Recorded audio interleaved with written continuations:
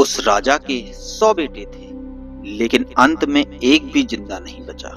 और हैरानी की बात यह है कि उसकी बर्बादी की शुरुआत उसी के एक फैसले से हुई थी।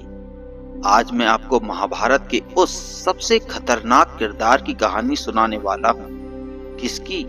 अंधे राजा धृतराष्ट्र की। लेकिन रुकिए, क्या धृतराष्ट्र सिर्फ अंधे पैदा हुए थे या उन्हें अंधा बनाया गया था? और उन्होंने ऐसा क्या किया था कि उनकी वजह से महाभारत का सबसे शातिर विलेन पैदा हुआ? इस वीडियो में अंत तक रुकिए, क्योंकि जो राज आज मैं खोलने वाला हूँ वो शायद आपने पहले कभी नहीं सुना होगा। तो चलिए शुरू करते हैं। सबसे पहले दिमाग में ये सवाल आता है कि युद्ध खत्म होने के बाद पांडव धृतराष्ट्र से मिलने क्यों गए थे? दुश्मनी तो खत्म हो चुकी थी और युद्ध भी। असल में वो मुलाकात आशीर्वाद लेने के लिए थी, पर धृतराष्ट्र के मन में आशीर्वाद नहीं, खून था। क्या हुआ था उस मुलाकात में? युद्ध समाप्त हो चुका था। धृतराष्ट्र के 100 पुत्र मारे जा चुके थे।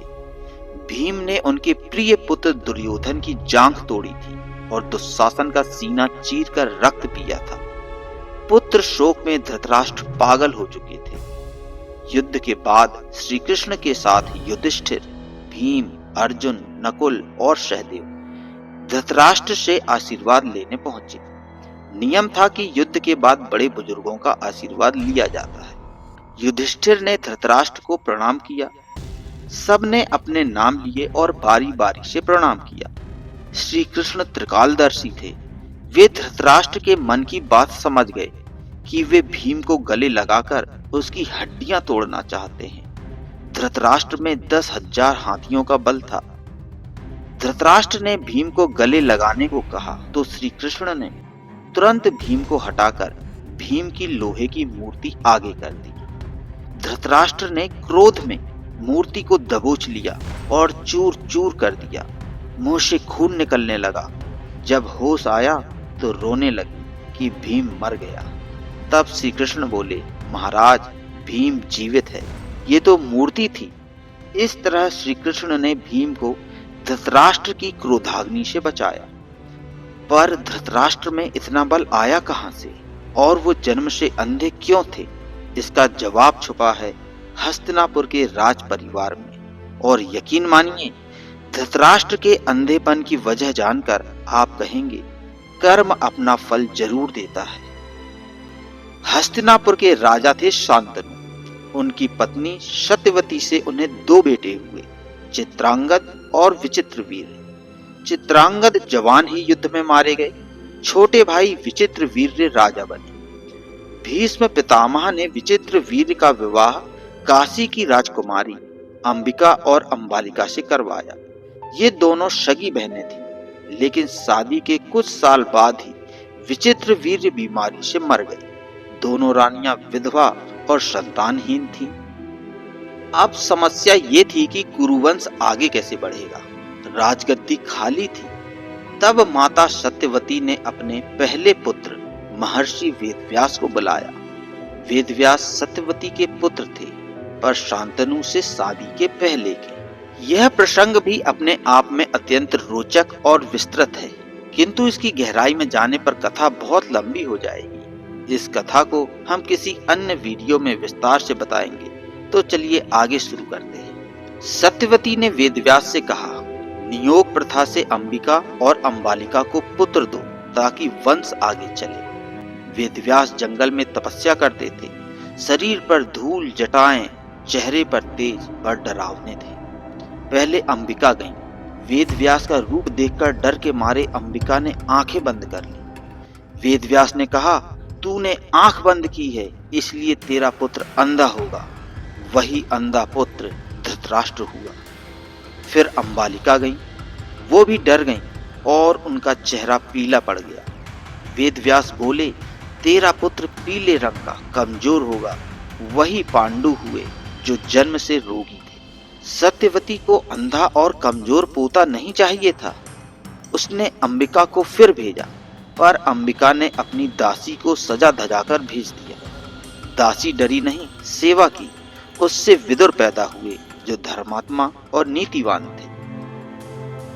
अब आप सोच रहे होंगे कि केवल अंबिका के आंख बंद करने से ही धृतराष्ट्र अंधे हुए, लेकिन असली सच ये है दोस्तों, धृतराष्ट्र को अंधा होना ही था। क्यों? क्योंकि पिछले जन्म में उन्होंने एक मासूम की आंखें फुड़वाई थी। कौन था वो दुष्ट राजा और उसने ऐसा क्यों किया, यह सुनकर आपके रोंगटे खड़े हो जाएं। धृतराष्ट्र पिछले जन्म में एक शक्तिशाली पर क्रूर राजा था। एक दिन वो नदी किनारे टहल रहा था। उसने देखा एक सुंदर हंस अपने 7 बच्चों के साथ पानी में खेल रहा है। हंस बहुत खुश था। राजा को ना जाने क्या सनक चढ़ी। उसने सैनिकों से कहा, इस हंस की आंखें फोड़ दो और इसके सारे बच्चों को मार डालो। मैं देखना चाहता हूं कि अंधा होकर कैसे तड़पता है। सैनिकों ने वैसा ही किया। हंस तड़प तड़प कर मर गया। बच्चे भी मारे गए। मरते वक्त हंस ने श्राप दिया, जिसने मुझे अंधा किया और मेरे बच्चों को मारा, वो अगले जन्म में अंधा पैदा होगा और उसके भी 100 पुत्र इसी तरह तड़प तड़प कर मरेंगे। वही दुष्ट राजा अगले जन्म में धृतराष्ट्र बना। इसलिए वो अंधा पैदा हुआ और कुरुक्षेत्र में उसके 100 पुत्र मारे गए। सोचिए, एक हंस को मारने पर 100 पुत्रों की मौत, तो जिसने 100 इंसानों को भूखा मार दिया हो उसका क्या होगा? जी हाँ, धृतराष्ट्र ने भी यही पाप किया था, पर किसके साथ? अपनी ही पत्नी गांधारी के परिवार के साथ। और वहीं से पैदा हुआ महाभारत का असली विलेन। धृतराष्ट्र, पांडु और विदुर तीनों को भीष्म ने पाला। बड़े हुए तो गुरुकुल भेजा। धृतराष्ट्र 10,000 हाथियों के बराबर बलशाली निकले। पांडु दुनिया के सबसे बड़े धनुर्धर बने।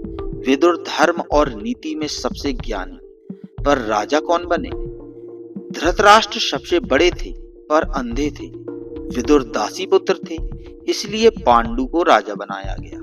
धृतराष्ट्र के मन में यहीं से नफरत का बीज पड़ गया। पांडु श्राप की वजह से जंगल चले गए और वहां मर गए। तब जाकर धृतराष्ट्र को राज मिला। पर धृतराष्ट्र चाहते थे कि उनके बाद दुर्योधन राजा बने, ना कि युधिष्ठिर। यहीं से महाभारत की शुरुआत। लेकिन धृतराष्ट्र को राज मिलने से पहले ही भीष्म पितामह ने भी एक गलती कर दी थी। उन्होंने धृतराष्ट्र की शादी ऐसी जगह करवाई जहां से उनकी बर्बादी शुरू हुई। कहां? गांधार देश में। और वहीं से आया वह शख्स जिसने लाक्षागृह जलवाया, जुआ खिलवाया और चीरहरण करवाया। भीष्म धृतराष्ट्र के लिए रिश्ता ढूंढने गांधार देश गए। गांधार का राजा था सुबाला। उसकी बेटी थी गांधारी। सुबाला के 100 पुत्र और एक बेटी थी। गांधारी बहुत सुंदर और समझदार थी। भीष्म ने रिश्ता पक्का कर दिया, पर गांधारी को शादी तक पता नहीं था कि धृतराष्ट्र अंधे हैं। जब पता चला तो सुहागरात पर ही उसने आंखों पर पट्टी बांध ली और कहा, जो सुख मेरा पति नहीं देख सकता वो मैं भी नहीं देखूंगा। धृतराष्ट्र और गांधारी से 100 कौरव और एक बेटी दुशाला हुई। दुर्योधन सबसे बड़ा था। धृतराष्ट्र को पुत्र मोह था। वह दुर्योधन की हर गलत बात पर चुप रहते। पर कहानी में ट्विस्ट अभी बाकी है दोस्तों। शादी के बाद धृतराष्ट्र को पता चला कि गांधारी मांगलिक थी। उसकी शादी पहले एक बकरे से करवाकर बकरा मार दिया गया था। यह बात छुपाई गई थी। धृतराष्ट्र को लगा कि मेरा विवाह एक विधवा से करवाया गया है। यह सुनकर धृतराष्ट्र ने जो किया, उसने कौरवों के विनाश की नींव रख दी। उसने गांधार नरेश सुबाला और उसके 100 बेटों को जेल में डाल दिया। आगे क्या हुआ, शकुनी कैसे बचा, आगे सुनिए। धृतराष्ट्र ने सुबाला और 100 बेटों को जेल में डाल दिया।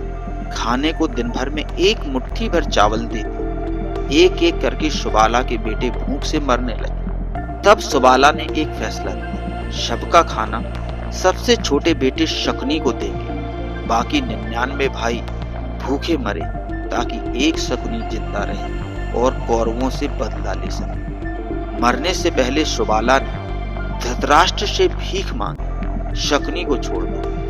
धृतराष्ट्र मान गया। और उसने शकुनी को छोड़ दिया। सुबाला ने मरते मरते शकुनी से कहा, बेटा मेरी रीढ़ की हड्डी से पासे बनाना और ये पासे तेरी बात मानेंगे और इन्हीं पासों से कौरवों का नाश करना। वही पासे थे जिनसे शकुनी ने युधिष्ठिर को जुए में हराया। शकुनी हस्तिनापुर आया, सबका विश्वास जीता, दुर्योधन का मामा बना और फिर लाक्षागृह, चीरहरण, महाभारत सब शकुनी ने करवाया। तो समझे आप, धृतराष्ट्र ने गांधारी के 99 भाइयों को मारा और एक शकुनी को छोड़ा। उसी शकुनी ने धृतराष्ट्र के 100 पुत्र मरवा दिए। ये था कर्म का हिसाब। हंस के बच्चों का बदला हंस ने ले लिया। युद्ध के बाद 15 साल धृतराष्ट्र पांडवों के साथ रहे। भीम ताने मारते थे, अंधे राजा तेरे 100 पुत्र कहाँ गए? धृतराष्ट्र ने खाना पीना छोड़ दिया। फिर एक दिन गांधारी और कुंती को लेकर वन चले गए। वहीं दावानल में तीनों जलकर भस्म हो गए। तो दोस्तों, ये था अंधे राजा धृतराष्ट्र का पूरा सच। पिछले जन्म का श्राप, इस जन्म का पुत्र मोह और गांधार को दिया गया जख्म, इन तीनों ने मिलकर महाभारत लिखी। अब आप बताइए, सबसे बड़ा विलेन कौन था? धृतराष्ट्र, दुर्योधन या शकुनी? कमेंट में लिखिए। और हाँ, अगली वीडियो में बताऊंगा शकुनी के पासे बोलते कैसे थे। क्या उसमें सच में सुबाला की आत्मा थी या कोई ट्रिक थी? मिस मत करना। सब्सक्राइब करके बेल आइकन दबा दीजिए।